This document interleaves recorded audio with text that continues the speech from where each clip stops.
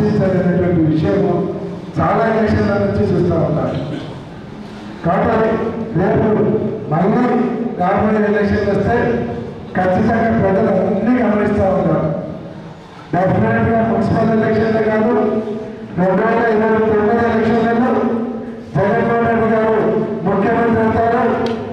రాష్ట్రంలో వైఎస్ఆర్ కాంగ్రెస్ పార్టీ జెండా కర్నూలు పట్టణంలో కొండవైపు ముసుగుగా 29లో కూడా మళ్ళీ వైఎస్ఆర్ కాంగ్రెస్ పార్టీ జెండా ఎగురుతారు.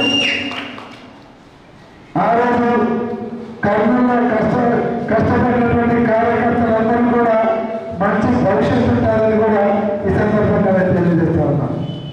జగన్మోహన్ రెడ్డి గారు కూడా చెప్పారు 19 నుంచి 24 వరకు కార్యకర్తలు పట్టించుకోలేకపోయినా 2 సంవత్సరాలు కరోనా వచ్చింది.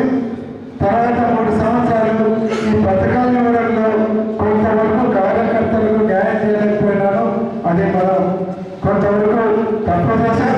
రాబోయే కాలంలో చెప్పేసి ఖచ్చితంగా రాబోయే గవర్నమెంట్లో కార్యకర్తలకే పూర్తి న్యాయం చేస్తాం.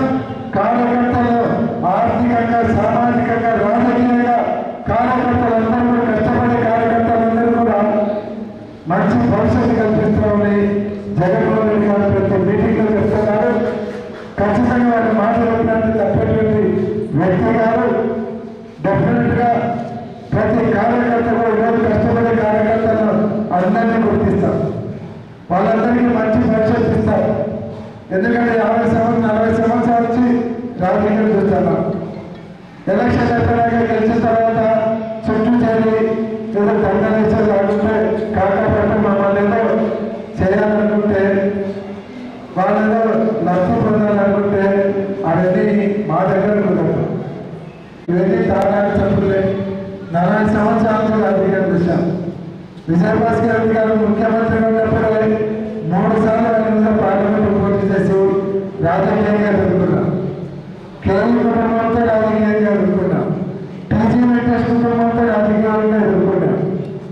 ఇలా అందరినీ చూసి వెంటనే పడిపోయాయి.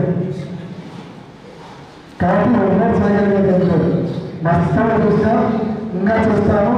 మనం అంటే ఎవరో చూపిస్తాం. దాంట్లో అది కూడా గుర్తు చూపిస్తాము.